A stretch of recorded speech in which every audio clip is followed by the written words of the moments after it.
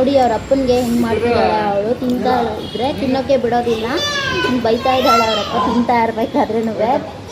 ಸಿಕ್ಕಾಪಟ್ಟೆ ಬಜಾರಿ ಅವಳು ಸ್ವಲ್ಪ.